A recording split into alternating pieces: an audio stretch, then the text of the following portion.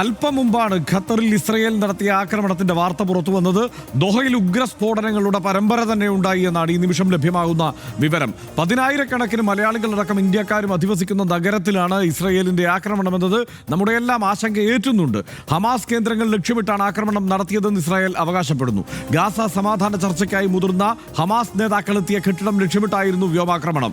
ഉന്നത ഹമാസ് നേതാവ് ഖലീൽ അൽ ഹയ്യ അടക്കം കൊല്ലപ്പെട്ടെന്ന് ഇസ്രയേലും ഇത് നിഷേധിച്ച് ഹമാസും വിവരങ്ങൾ പുറത്തുവിടുന്നു.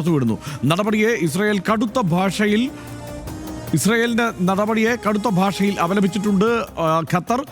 ജനവാസ കേന്ദ്രങ്ങൾക്ക് സമീപമുള്ള ആക്രമണം അന്താരാഷ്ട്ര നിയമലംഘനമാണ് എന്നും ഖത്തർ കുറ്റപ്പെടുത്തുന്നു. ആദ്യം എന്താണ് സംഭവിച്ചത് എന്ന് വളരെ വേഗത്തിൽ നമുക്ക് ഡാറ്റ ഷീറ്റിൽ നോക്കി വരാം.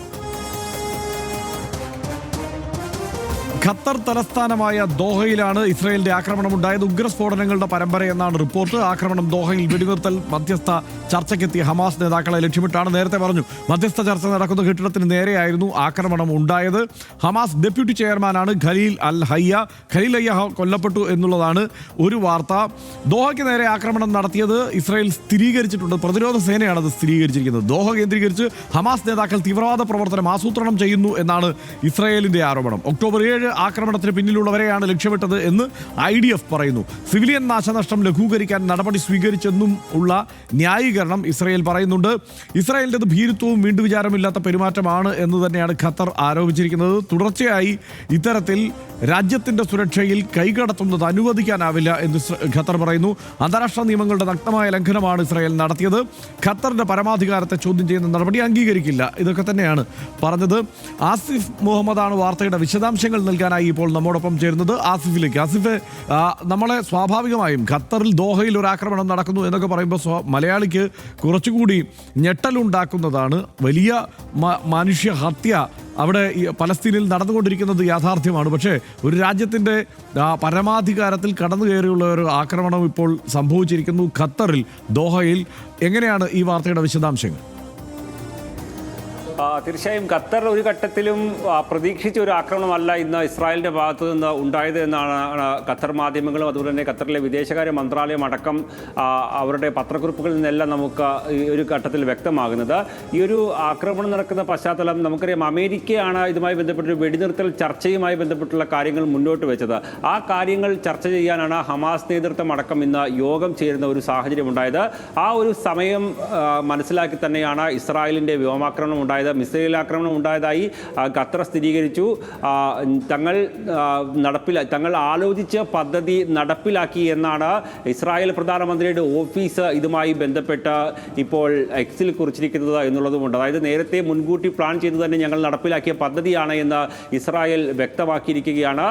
ഖത്തറിൻ്റെ ഇസ്രായേലിൻ്റേത് അത് അംഗീകരിക്കാനാവാത്ത നടപടിയാണ് എന്നും അതിൽ ഞങ്ങൾക്ക് ചെയ്യാനുള്ളത് ചെയ്യുമെന്നുമാണ് ഇപ്പോൾ ഖത്തർ ഏതായാലും ഇതുമായി ബന്ധപ്പെട്ട ഇപ്പോൾ വിശദീകരണം നൽകുകയും ചെയ്തിട്ടുള്ളത്. ഇതിൽ ഏറ്റവും പ്രധാനപ്പെട്ട ഒരു കാര്യം എന്ന് പറയുന്നത് ഈ വെടിനിർത്തൽ ചർച്ചകളുമായി ബന്ധപ്പെട്ടുള്ള വിവിധ തരത്തിലുള്ള ചർച്ചകൾ മുന്നോട്ട് പോകുന്നുണ്ട്. അതിൽ ഏറ്റവും ഒടുവിൽ അമേരിക്കയാണ് ഇതുമായി ബന്ധപ്പെട്ട് കൂടുതൽ കാര്യങ്ങൾ ചർച്ച ചെയ്യണമെന്നും ഒരു പദ്ധതി എന്ന നിലയിൽ ചില കാര്യങ്ങൾ മുന്നോട്ട് വെക്കുകയും ചെയ്തത്. ഖത്തറിൽ കേന്ദ്രീകരിച്ചുകൊണ്ടാണ് ഇതുമായി ബന്ധപ്പെട്ടുള്ള ചർച്ചകൾ മുന്നോട്ട് പോവുകയും ചെയ്തത്. നമുക്കറിയാം, ഹമാസിൻ്റെ പ്രധാനപ്പെട്ട നേതാക്കളെല്ലാം ഇവിടെ ഖത്തറിൽ തന്നെ നിലനിൽക്കുന്ന ഒരു സാഹചര്യമുണ്ട്. അവർക്ക് അഭയം നൽകുന്ന തരത്തിൽ തന്നെയാണ് ഖത്തർ അവരെ മുന്നോട്ട് കൊണ്ടുപോവുകയും ചെയ്യുന്നത്. എന്നാൽ ആ ഒരു പശ്ചാത്തലത്തിൽ അത് കൃത്യമായി എവിടെയൊക്കെയാണ് നേതാക്കൾ ഉള്ളത് എന്നുള്ളത് 2 ഇടങ്ങൾ കേന്ദ്രീകരിച്ചാണ് ഇസ്രായേൽ ആക്രമണം പ്രധാനമായും നടത്താൻ ലക്ഷ്യമിട്ടത്. ഒന്ന്, ഹമാസിൻ്റെ നേതാക്കൾ കൂട്ടത്തോടെ താമസിക്കുന്ന ഏരിയ. അതോടൊപ്പം ഇന്ന് മീറ്റിംഗ് നടക്കുന്നുണ്ട് എന്ന് കൃത്യമായി മനസ്സിലാക്കി ആ മേഖല കേന്ദ്രീകരിച്ചും ആക്രമണം നടത്താൻ ഇസ്രായേൽ തീരുമാനിക്കുന്നു. ആക്രമണം നടത്തി മിനിറ്റുകൾക്കകം തന്നെ ഇതുമായി ബന്ധപ്പെട്ട സ്ഥിരീകരണം ഇസ്രായേലിൻ്റെ ഡിഫൻസ് ഫോഴ്സ് പറയുന്നുണ്ട്. അതോടൊപ്പമാണ് അല്പം മുമ്പ് പ്രധാനമന്ത്രിയുടെ ഓഫീസ് തന്നെ ഞങ്ങൾ ആ പദ്ധതി നടപ്പിലാക്കി കഴിഞ്ഞു, ഞങ്ങൾ ആലോചിച്ച് നടപ്പിലാക്കിയ പദ്ധതിയാണ് എന്നുള്ള കാര്യവും പറയുന്നത്. ഇതുമായി ബന്ധപ്പെട്ട് പ്രധാനപ്പെട്ട 7 നേതാക്കൾ മരിച്ചു എന്നുള്ളതാണ് ഇസ്രായേൽ മാധ്യമങ്ങൾ റിപ്പോർട്ട് ചെയ്യുന്നത്. എന്നാൽ ഹമാസിൻ്റെ കേന്ദ്രങ്ങൾ ഈ ഒരു വാർത്ത നിഷേധിക്കുന്നുണ്ട്. തങ്ങളുടെ പ്രധാനപ്പെട്ട നേതാക്കളെല്ലാം സുരക്ഷിതരാണ് എന്നുള്ള തരത്തിലാണ് ഹമാസിനെ ഉദ്ധരിച്ചുകൊണ്ട് ഇപ്പോൾ അൽ ജസീറ ഇപ്പോൾ റിപ്പോർട്ട് ചെയ്തിട്ടുള്ളത്. എന്തായാലും വലിയ നാശമുണ്ടാക്കാൻ കഴിഞ്ഞു എന്ന് തന്നെയാണ് ഇസ്രായേൽ ഇതുമായി ബന്ധപ്പെട്ട് ഇപ്പോൾ വിശദീകരിക്കാൻ ശ്രമിക്കുന്നത്. ഖത്തറും തങ്ങൾക്ക് നേരെയുണ്ടായ ആക്രമണത്തെ അപലപിക്കുകയും ഇതിനെതിരെ ഞങ്ങൾ പ്രതികരിക്കും എന്നുള്ള കാര്യം ഖത്തറും വ്യക്തമാക്കിയിട്ടുണ്ട്. മാത്രമല്ല UAE അടക്കമുള്ള രാജ്യങ്ങൾ ഇപ്പോൾ പിന്തുണ ഖത്തർ വിദേശകാര്യ മന്ത്രാലയത്തിന് അറിയിച്ചുകൊണ്ട് രംഗത്തെത്തുകയും ചെയ്യുന്ന സാഹചര്യമുണ്ട്. അതുകൊണ്ട് തന്നെ ഈ ഒരു വിഷയം ഇനി ഏത് തരത്തിലാണ് ഡെവലപ്പ് ചെയ്യുക എന്നുള്ളത് നോക്കിക്കാണേണ്ടത്. ഖത്തറിനെ സംബന്ധിച്ച് പറയുകയാണെങ്കിൽ ഖത്തർ പൊതുവെ ഈ ഇത്തരത്തിലുള്ള സമാധാന ചർച്ചകൾക്കെല്ലാം നേതൃത്വം നൽകുന്ന രാജ്യമാണ്. പശ്ചിമേഷ്യയിൽ ഉണ്ടായിട്ടുള്ള വിവിധ ഘട്ടങ്ങളിലുണ്ടായ പ്രക്ഷോഭങ്ങളും പ്രതിഷേധങ്ങളും ഒക്കെ ഉണ്ടാകുന്ന ഘട്ടങ്ങളിലെല്ലാം മറ്റ് രാജ്യങ്ങൾക്കിടയിൽ ഒരു സമാധാനത്തിൻ്റെ സന്ദേശവുമായി എത്തുന്ന രാജ്യമായതാണ് ഖത്തറിനെ പൊതുവെ വിലയിരുത്തപ്പെടുന്നത്. ഈ ഹമാസ് നേതൃത്വത്തിന് അഭയം നൽകുന്ന അടക്കമുള്ള കാര്യങ്ങളിൽ ഖത്തർ പതിറ്റാണ്ടുകളായി അവർ പുലർത്തിപ്പോരുന്ന ഒരു കാര്യങ്ങൾ കൂടിയുണ്ട്. എന്തായാലും ഇന്ന് ഇതുമായി ബന്ധപ്പെട്ടുള്ള ഒരു ചർച്ചകൾ, സമാധാന ചർച്ചകൾ, വെടിനിർത്തൽ ചർച്ചകൾ അടക്കമുള്ള കാര്യങ്ങൾ അത് അമേരിക്ക മുന്നോട്ട് വെച്ചിട്ടുള്ള കാര്യങ്ങളാണ് ചർച്ച ചെയ്യുന്നത്. എന്നാൽ അമേരിക്കയുടെ അറിവോടുകൂടിയാണ് ആക്രമണം എന്നുള്ള കാര്യം ഇസ്രായേൽ മാധ്യമങ്ങളും റിപ്പോർട്ട് ചെയ്യുന്നുണ്ട്. അതുകൊണ്ട് തന്നെ ഇതിനെതിരെ ഏത് തരത്തിലായിരിക്കും ഇനിയും ഖത്തർ അടക്കമുള്ള രാജ്യങ്ങൾ പ്രതികരിക്കുക എന്നുള്ളത് കൂടി നോക്കിക്കാണേണ്ട ഒരു സാഹചര്യമാണ് ഇപ്പോൾ നിലവിലുള്ളത്. റൈറ്റ് ആസിഫ്, ഇത് സനീഷ്, ഇത് ഇസ്രയേൽ ഏതെങ്കിലും ഒരു രാജ്യത്തിൻ്റെ പരമാധികാരത്തിൽ കടന്നു കയറിയുള്ള ഒരു ആക്രമണം നടത്തുന്നത് ഇത് ആദ്യമായല്ല. ഈ ചരിത്രം ഇങ്ങോട്ട് എടുത്ത് നോക്കിയാൽ പല രാജ്യങ്ങൾക്കുള്ളിലും കടന്നു കയറി ഇസ്രായേൽ ആക്രമണം നടത്തിയിട്ടുണ്ട്. പക്ഷേ ഈ സമയത്തുള്ള ആക്രമണത്തെ ആ നിലയ്ക്ക് കാണാനും കഴിയില്ല. കാരണം അവിടെ വംശഹത്യ നടത്തിക്കൊണ്ടിരിക്കുകയാണ്. ഇക്കാര്യത്തിൽ ഒരു മധ്യസ്ഥ ശ്രമത്തിലൂടെ അവിടെ ഈ പ്രശ്നപരിഹാരത്തിനുള്ള ഒരു സാധ്യത തേടുന്ന ആളെ ആ രാജ്യത്തിനുള്ളിൽ തന്നെ കടന്നു കയറി ആക്രമിക്കുക എന്ന് പറയുന്നത് ലോകത്തെ ഏറ്റവും മര്യാദ കെട്ടവർക്ക് മാത്രം ചെയ്യാൻ കഴിയുന്ന കാര്യമായിരിക്കും. അതായത് തെമ്മാടി രാഷ്ട്രം എന്ന് വിളിക്കുന്നതിൽ തെറ്റില്ല എന്നൊരിക്കൽ കൂടി ഊട്ടി ഉറപ്പിച്ചുകൊണ്ടാണ് ഇസ്രായേൽ ഈ പണി ഒപ്പിച്ചിരിക്കുന്നത്. ഇതിലൊരു കാര്യം, അമേരിക്കയുടെ മറുപടി കൂടിയാണ് ഈ കാര്യത്തിൽ അറിയേണ്ടത്. കാരണം അമേരിക്ക അറിയാതെ ഇത് സംഭവിക്കുമെന്ന് ഞാൻ എന്തായാലും കരുതുന്നില്ല. നിശ്ചയമായിട്ടും ഇപ്പോൾ തെമ്മാടി രാഷ്ട്രം എന്ന് ഇസ്രായേലിനെ വിളിക്കുന്നത് നമുക്ക് ചരിത്രരേഖകളിലും പുസ്തകങ്ങളിലും പഴയകാലത്തെ വാർത്തകളിലും മാത്രമായിരുന്നു സമീപകാലം വരെ. അവരുടെ എല്ലാ കാലത്തും അവർക്ക് മേലുള്ളൊരു പേരാണ് തെമ്മാടി രാഷ്ട്രം എന്ന്. എന്തുകൊണ്ടാണ് അവരെ തെമ്മാടി രാഷ്ട്രം എന്ന് വിളിക്കുന്നതിന് ഓരോ ദിവസവും അവർ കൂടുതൽ തലേ ദിവസത്തേക്കാൾ കൂടുതൽ ശക്തമായിട്ടുള്ള, അല്ലെങ്കിൽ കൂടുതൽ ക്രൂരമായിട്ടുള്ള, കൂടുതൽ അമാന്യമായിട്ടുള്ള മര്യാദ കെട്ട ഇത്തരം കാര്യങ്ങൾ അവർ കാണിച്ചുകൊണ്ടേയിരിക്കുകയാണ്. മറ്റൊരു രാജ്യത്തിനകത്ത് ചെന്ന് ബോംബിടുക, മറ്റൊരുവൻ്റെ വീടിനകത്ത് കയറിയിട്ട് തല്ല് നടത്തുക എന്ന് വെച്ചാൽ ഏറ്റവും വലിയ മോശം കാര്യമായിട്ടാണ് പൊതുവിൽ സാധാരണക്കാരാകെ തന്നെ എടുക്കുക. ഇതിൻ്റെ പ്രശ്നം എന്താണ് ഹർഷ? അതായത് ദോഹയും ഖത്തറും എന്നൊക്കെ പറഞ്ഞാൽ നമ്മൾക്ക് നമ്മുടെ നാട് പോലെ പരിചിതമാണ്. എൻ്റെ വീട്ടിൽ 2 പേരുണ്ട് ദോഹയിലും ഖത്തറിലായിട്ട് ജോലി ചെയ്യുന്ന ആളുകൾ, ഖത്തറിൽ ജോലി ചെയ്യുന്ന ആളുകൾ. ഈ ഞങ്ങളുടെയൊക്കെ നാട്ടിലെ എല്ലാ വീടുകളിലും എന്ന് പറയാം, അവിടെ ആ പ്രദേശങ്ങളിൽ ആരെങ്കിലും ഒരാൾ ഉണ്ടാവും ജോലി ചെയ്യുന്നത്. അപ്പോൾ തലശ്ശേരിയും കോഴിക്കോടും കണ്ണൂരും ഒക്കെ പോലെയുള്ളൊരു പ്രദേശമാണ് യഥാർത്ഥത്തിൽ, ഒട്ടും അതിശയോക്തിയല്ല ഞാൻ പറയുന്നത്, അതുപോലൊരു പ്രദേശമാണ് ദോഹയും ഖത്തറും ഈ പറയുന്ന സ്ഥലങ്ങളെല്ലാം. അവിടെ കൊണ്ടുപോയിട്ട് ബോംബിടുകയാണ് ആൾ ചെയ്തിരിക്കുന്നത്. നമ്മളെ നേർക്കുനേർ ബാധിക്കുന്നൊരു കാര്യമായിട്ട് ഇത് മാറിക്കൊണ്ടിരിക്കുകയാണെന്നാണ് നമ്മൾ കാണേണ്ടത്. പിന്നെ ഇവ പറഞ്ഞ കണ്ടില്ലേ, Israel initiated it, Israel conducted it and Israel takes full responsibility. ഞങ്ങൾ പൂർണ്ണമായിട്ട് ഉത്തരവാദിത്തമായിട്ട് എടുക്കുകയാണ്. ഞാൻ മുമ്പും പറഞ്ഞിട്ടുണ്ട് ഈ പരിപാടിയിൽ കുറച്ച് നമ്മൾ ഒരു സൈക്കോപാത്ത് എങ്ങനെയാണോ പെരുമാറുക ആ നിലക്കാണ് ഒരു രാഷ്ട്രത്തലവനായിട്ടുള്ള ഈ ബെഞ്ചമിൻ നെതന്യാഹു പെരുമാറിക്കൊണ്ടേയിരിക്കുന്നത്. അയാൾക്കൊപ്പം ഇമാതിരി മോശം കാര്യങ്ങൾ ചെയ്യുന്ന ഒരാൾക്കും കൂടെ നിന്നിട്ട് കാര്യങ്ങൾ ചെയ്തു കൊടുക്കുന്ന ഒരാളായിട്ട് അമേരിക്കയും അധപ്പതിച്ചിരിക്കുകയാണ്. അപ്പോൾ എന്നിട്ടും നമ്മൾ ഇപ്പോൾ ഈ സ്മോട്രിച്ച് വരികയാണല്ലോ, ഇവരുടെ ഫിനാൻസ് മിനിസ്റ്റർ. അതായത് നേർക്കുനേർ ഇന്ത്യയിലെ ആളുകൾ തൊഴിൽ ചെയ്ത് ജീവിക്കുന്നിടത്തേക്ക് കൂടെ യാതൊരു മുന്നറിയിപ്പുമില്ലാതെ അവർക്കടക്കം, അവരുടെ കുടുംബങ്ങൾക്കടക്കം, അവിടെ തൊഴിൽ ചെയ്യുന്ന മലയാളികളുടെയും ഇന്ത്യക്കാരുടെയും കുഞ്ഞുങ്ങൾക്കടക്കം ബുദ്ധിമുട്ടും പരിക്കുകളും ജീവഹാനി തന്നെയും ഉണ്ടായേക്കാവുന്ന ആക്രമണം നടത്തിയ ഒരു തെമ്മാടി രാഷ്ട്രത്തിൻ്റെ മേധാവിയാണ് ഇങ്ങോട്ടേക്ക് വരുന്നതെന്ന് ആലോചിക്കണം. അപ്പോൾ യഥാർത്ഥത്തിൽ നമ്മുടെ രാജ്യ സർക്കാർ, കേന്ദ്ര സർക്കാർ ഈ ഇദ്ദേഹത്തെ ഇങ്ങോട്ട് ആനയിച്ച് കൊണ്ടുവരേണ്ടതുണ്ടോ എന്ന കാര്യത്തിൽ പോലും ബ്രീത്തിങ് ചെയ്യേണ്ടുന്ന ഒരു തെളിവായിട്ടാണ്, സന്ദർഭമായിട്ടാണ് ഈ ദോഹയിലെ ഖത്തറിലെ ആക്രമണം ഉണ്ടായിരിക്കുന്നത്. ഇവർ സകല പിടിയും വിട്ടാണ് ഈ കാര്യങ്ങൾ ചെയ്യുന്നത്. അവർക്ക് തോന്നുകയാണ് ഹമാസിൻ്റെ ആളുകൾ അവിടെയുണ്ട് എന്ന് തോന്നിയാൽ ഏത് രാജ്യത്തെയും അറ്റാക്ക് ചെയ്യാൻ അവർക്ക് മടിയില്ല എന്നാണ് അവർ കണ്ടുകൊണ്ടിരിക്കുന്നത്. ലോകരാഷ്ട്രങ്ങളാകെ തന്നെ, പ്രത്യേകിച്ചും ഈ നീതിന്യായ വ്യവസ്ഥയുടെയൊക്കെ അല്ലെങ്കിൽ മനുഷ്യനീതിയുടെയൊക്കെ അപ്പോസ്റ്റർമാരാണ് എന്ന് പറയുക യൂറോപ്യൻസിനെ കുറിച്ചാണ്. ഈ വൈറ്റ് പീപ്പിളാണ്, അവർ സ്വയം വൈറ്റ് മാൻസ് ബേർഡൻ എന്നൊക്കെ പറഞ്ഞാൽ അവരാണ് ഞങ്ങൾ ഈ ലോകത്തെ ആകെ നിയന്ത്രിക്കുന്നതെന്ന് പറയുന്നത്. ഇത്രയും ഹിംസാത്മകവും അങ്ങേയറ്റം തെമ്മാടിത്തം നിറഞ്ഞതുമായൊരു കാര്യം കണ്ടിന്യൂസ് ആയിട്ട് ഈ കുട്ടികളെ കൊല്ലുന്ന അടക്കമുള്ള കാര്യങ്ങൾ അതിര് വിട്ട് ഇങ്ങനെ നിന്ന് അറ്റാക്ക് ചെയ്യുന്നതിൻ്റെ സംഭവങ്ങൾ ഉണ്ടായിക്കൊണ്ടിരിക്കുമ്പോൾ ഈ പാശ്ചാത്യ രാജ്യങ്ങളിലൊക്കെ അവർ നഗ്നമായിട്ട് അവരുടെ യഥാർത്ഥത്തിൽ അവർ പറയുന്ന അഹങ്കാരത്തിനൊത്ത രാജ്യങ്ങളല്ല അവർ എന്ന നിലക്ക് അവരെ പ്രദർശിപ്പിച്ചുകൊണ്ടിരിക്കുകയാണ്. അല്ലെങ്കിൽ ഇത് ഏത് കാലത്തെങ്കിലും നിർത്തലാക്കേണ്ടതാണ്. ഈ അമേരിക്കക്കാർ ഇതിന് പിന്തുണ പ്രഖ്യാപിക്കുകയും കൂടെ ചെയ്യണം. അങ്ങേയറ്റം ശക്തമായ ഭാഷയിൽ ഇന്ത്യ ഇപ്പോൾ തന്നെയും ഈ പറയുന്ന എതിർക്കേണ്ടുന്നൊരു സംഭവമാണ് അവിടെ നടന്നിരിക്കുന്നത്. നമ്മുടെ ആളുകൾ താമസിക്കുന്ന, നമ്മുടെ രാജ്യവുമായിട്ട് നല്ല റിലേഷൻഷിപ്പുള്ള സ്ഥലമാണിത്. ഹർഷൻ തന്നെ ഇപ്പോൾ പറഞ്ഞല്ലോ, അതായത് നേരത്തെ ആസിഫ് അത് പറഞ്ഞു, അവിടെ ഇവർ തന്നെ മുൻകൈ എടുത്തിരിക്കുന്ന മധ്യസ്ഥ ചർച്ചകൾക്കായിട്ട് വന്നിരിക്കുന്ന ആളുകളാണ്. എന്തൊരു മര്യാദകേടാണെന്ന് ആലോചിച്ച് നോക്കൂ. അവിടെ എത്ര പേർക്ക് പരിക്കേറ്റു, ആരൊക്കെയാണ് മരിച്ചത്? ഇവർ ചെന്ന് ബോംബിട്ട് കഴിഞ്ഞാൽ ഇവർ ഉദ്ദേശിക്കുന്ന ആളുകൾ മാത്രമാണോ മരിക്കുന്നത് ഇതുപോലുള്ള സംഭവങ്ങളിൽ? അപ്പോൾ ആളുകൾ തന്നെ നേരത്തെ ഒരാൾ ഫോണിൽ വിളിച്ച് പറഞ്ഞിട്ടില്ല, എല്ലാവരും ഓടി. അപ്പോൾ ആളുകളെ ആകെ പാനിക്കാക്കുന്ന ഇന്ത്യ അതിശക്തമായിട്ട് പ്രതികരിക്കേണ്ടതാണ്.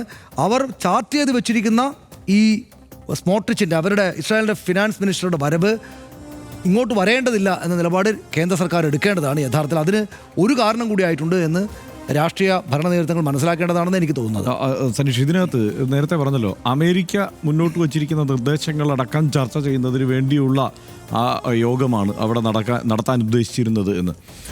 അവിടെ ഇപ്പോൾ ഏറ്റവും പുതിയ അതായത് ഈ ദൂതരെ കൊല്ലരുത് എന്നുള്ളത് നമ്മൾ വായിച്ചിരിക്കുന്ന മഹാഭാരത രാമായണ യുദ്ധങ്ങളിലടക്കം ദൂതരെ കൊല്ലരുത്, അല്ലെങ്കിൽ ഇത്തരം ചർച്ചകൾക്ക് വന്നിരിക്കുന്ന ആളുകൾക്ക് നേരെ ആക്രമണം നടത്തരുതെന്ന് നമ്മൾ ഈ രാജ്യത്തിൻ്റെ പാരമ്പര്യത്തെക്കുറിച്ചും ഈ രാജ്യത്തിലെ മിത്തുകളെക്കുറിച്ചും ഒക്കെ വലിയ ആത്മാഭിമാനം കൊള്ളുന്ന ഒരു ഭരണ നേതൃത്വമൊക്കെയാണല്ലോ നമുക്കുള്ളത്. അതിനകത്ത് നമ്മൾ വായിച്ചിരിക്കുന്ന മഹാഭാരത കഥകളിലും രാമായണ കഥയിലുമൊക്കെ ഈ പറയുന്നത് പോലെ ദൂതരായിട്ട് അവിടേക്ക് ചർച്ചകൾക്കായിട്ടും മറ്റും പോവുകയും മധ്യസ്ഥ ചർച്ചകൾക്ക് പോയ ആളുകളെ കൊല്ലരുത് എന്നത് അതിനകത്ത് പോലും പുരാതനമായിട്ടുള്ള സംഗതികളിൽ പോലും എഴുതി വെച്ചിരിക്കുന്നതാണ്.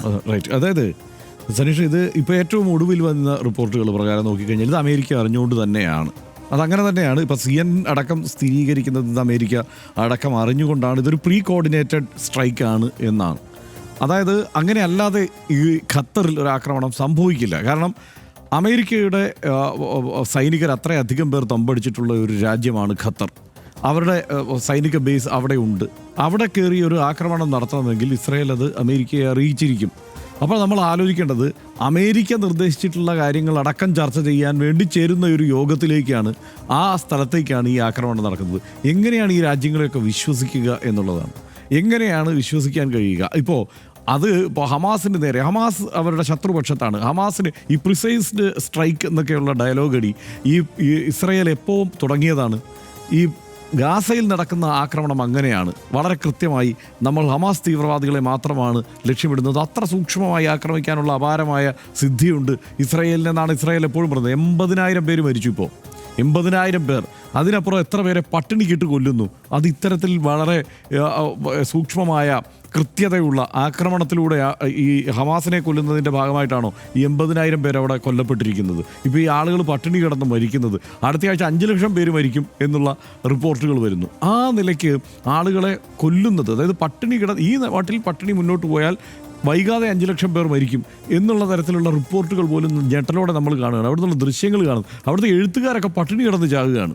അപ്പോൾ അത്തരം ഒരു സാഹചര്യം പലസ്തീനിൽ സൃഷ്ടിച്ചിട്ടാണ് ഇസ്രായേൽ ഈ പറയുന്നത് വളരെ സൂക്ഷ്മമായ ആക്രമണം, കൃത്യതയുള്ള ആക്രമണം, ആ ഭീകരരെ മാത്രം ഞങ്ങൾ ആക്രമിക്കുന്നു എന്നൊക്കെ ഗീർവാണം അടിക്കുന്നത്. ഇവർക്ക് അതിനുള്ള ശേഷിയൊന്നും ഉണ്ടെന്ന് നമ്മൾ മനസ്സിലാക്കേണ്ടത്. കാരണം ഇവിടെ ഇപ്പോൾ ഏറ്റവും ഒടുവിൽ വന്നിരിക്കുന്ന റിപ്പോർട്ടിൽ 5 പേര് അവിടെ സാധാരണക്കാർ കൊല്ലപ്പെട്ടിട്ടുണ്ട് എന്നാണ്. ഇവരവിടെ ഇസ്രായേൽ തന്നെ പറയുന്നുണ്ടല്ലോ, അത് പരമാവധി കുറയ്ക്കാൻ നോക്കും എന്ന്. അതായത് അങ്ങനെ ആര് വേണമെങ്കിലും കൊല്ലപ്പെടാം, ആരും കൊല്ലപ്പെടാം. അത്തരം ഒരു സാഹചര്യത്തിലാണ് അവിടെ ആക്രമണം നടന്നിരിക്കുന്നത്. അവിടെ ആ ഖത്തറിൽ ആക്രമണം നടത്തിയ ആ സ്ഥലത്ത് തന്നെ സാധാരണക്കാർ ഇപ്പോൾ കൊല്ലപ്പെട്ടിട്ടുണ്ട്. ഇത്രയും സൂക്ഷ്മമായി ഇവരെ ഈ ഹമാസ് നേതാക്കന്മാരെ മാത്രം ലക്ഷ്യമിട്ട് നടത്തിയ ആക്രമണമാണെങ്കിൽ. ഇനി മറ്റൊന്ന് കാര്യം, ഇത് ഏതെങ്കിലും തരത്തിൽ ഇപ്പോൾ അവരുടെ ഇസ്രായേലിൻ്റെ തന്നെ ബന്ദികൾ, ഇസ്രായേലികൾ ഇപ്പോഴും ഹമാസിൻ്റെ ബന്ദികളാണ് എന്നാണല്ലോ ഇസ്രായേൽ ആവർത്തിച്ച് പറയുന്നത്. ഇനിയും രക്ഷപ്പെടുത്താൻ സാധ്യതയുള്ള ബന്ദികൾ അവിടെ ഉണ്ട് എന്ന് പറയുന്നു. അവരുടെ ജീവിതത്തെ ഒന്നും ഒരു വിലയും കൽപ്പിക്കാതെ, അതായത് സ്വന്തം പൗരന്മാരുടെ കാര്യത്തിൽ ഇപ്പോൾ ഈ ഹോളോകോസ്റ്റിലെ പഴയ പ്രായമായ ആളുകളെ ഏത് പ്രായം വരെ ഇവർ സംരക്ഷിച്ചു കൊണ്ടുപോകും. എന്തിനാണെന്നറിയോ? ലോകത്ത് മുഴുവൻ ഞങ്ങൾ എല്ലാ കാലത്തും ഇങ്ങനെ ഒരു വലിയ അനീതി നേരിട്ടവരാണ് എന്നുള്ള ആ പ്രതീതിയും അതിൻ്റെ ഒരു മാർക്കറ്റിംഗ് സാധ്യതയും നിലനിർത്തുകയാണ് ഇസ്രായേൽ ചെയ്യുന്നത് എന്ന് കരുതേണ്ടി വരും. കാരണം അങ്ങനെയാണെങ്കിൽ അവരുടെ ഈ പൗരന്മാർ, അവിടെ ഈ ബന്ദികളാക്കപ്പെട്ട പൗരന്മാരുടെ ജീവനെക്കുറിച്ച് എന്തെങ്കിലും വില വേണ്ടേ? ആ രാജ്യത്ത് ഇസ്രായേലിൽ വലിയ പ്രതിഷേധം നടക്കുകയാണ്. ഈ ഇസ്രായേൽ സേനയുടെ തലവൻ പോലും പറഞ്ഞു ഇങ്ങനെയല്ല ഈ പരിപാടി നടത്തേണ്ടതെന്ന്. പക്ഷേ അതിൽ നിന്നൊന്നും വിട്ടുവീഴ്ചയില്ലാതെ ഈ ബെഞ്ചമിൻ നെതന്യാഹു മുന്നോട്ട് പോകുന്നത് 2 തരത്തിലാണ് കാണേണ്ടത്. ഒന്ന്, അയാളൊരു യുദ്ധവെറിയനാണ് എന്നുള്ളത്. മറ്റൊന്നൊരു രാജ്യം എന്നുള്ള നിലയിൽ അത്രമേൽ ദുർബലമാണത്. കാരണം ഇവിടെ നേപ്പാളിൽ പോലും ഒരു അഴിമതി ഉണ്ടായാൽ അവിടെ പ്രതിഷേധിക്കാനുള്ള ആളുണ്ട്, അതിനുള്ള ചങ്കുറപ്പുള്ള ആളുകളുണ്ട്. ആ നിലയ്ക്ക് ശക്തമായ പ്രതിഷേധം പ്രതിപക്ഷത്തിൻ്റെ ഭാഗത്തുനിന്നോ അല്ലെങ്കിൽ ആ ഭരണ പാർട്ടിയിൽ നിന്നോ ഒക്കെ തന്നെ ഉയർന്ന് ഈ യുദ്ധം, വംശഹത്യ അവസാനിപ്പിക്കാനും ഈ തോന്നിയാസം അവസാനിപ്പിക്കാനും വേണ്ട ഇടപെടൽ ആ രാജ്യത്തിൻ്റെ ഉള്ളിൽ നിന്ന് തന്നെ ഉയർന്നു വരേണ്ടതാണ്. അതുണ്ടാവുന്നില്ല എന്നുള്ളതാണ് ഒരു പ്രശ്നം. ഒരു സ്വതന്ത്ര രാജ്യത്തിൻ്റെ അതിർത്തിക്കകത്തേക്ക് അവരുമായി നേരിട്ട് ബന്ധമില്ലാത്ത വിഷയത്തെ ചൊല്ലി വിനാശശേഷിയുള്ള വ്യോമ ആയുധങ്ങളൊക്കെ പ്രയോഗിക്കുക, സമാധാന ചർച്ചയ്ക്കായി വിളിച്ചു വരുത്തിയവർ ഒത്തുകൂടിയ ഇടത്തേക്ക് തന്നെ ബോംബുകൾ വർഷിക്കുക, ശേഷം ആലോചിച്ചുറപ്പിച്ച് സൂക്ഷ്മമായി നടത്തിയ ഓപ്പറേഷനാണെന്ന് മേനി പറയുക, സിവിലിയന്മാരെ അപകടപ്പെടുത്താതെയാണ് സ്ഫോടനം നടത്തിയതെന്ന് ന്യായീകരിക്കുക. ഒരു തെമ്മാടി രാഷ്ട്രം ആ വിശേഷണത്തെ പദാനുപദം സാധൂകരിക്കും വിധം പെരുമാറിയിരിക്കുന്നു. സമാധാന ചർച്ചയ്ക്കായി ഹമാസ് നേതൃത്വത്തെ വിളിച്ചു വരുത്താൻ മുൻകൈയെടുത്ത അമേരിക്കയുടെയും അറിവോടെയായിരുന്നു സകല അന്താരാഷ്ട്ര മര്യാദകളും കാറ്റിൽ പറത്തി നടത്തിയ ഈ ആക്രമണമെന്നാണ് വരുന്ന വിവരം. അമേരിക്ക ഇസ്രായേൽ അച്ചുതണ്ടിനെതിരായ ബദൽ ക്രമങ്ങൾ രൂപപ്പെട്ടു വരുന്ന അന്താരാഷ്ട്രീയ സാഹചര്യം നിലനിൽക്കെ ഇന്ത്യയിൽ നിന്നടക്കം ശക്തമായ ചോദ്യങ്ങൾ ഈ അനീതിക്കെതിരെ ഉയരുമെന്ന് തന്നെ നമുക്ക് പ്രതീക്ഷിക്കാം.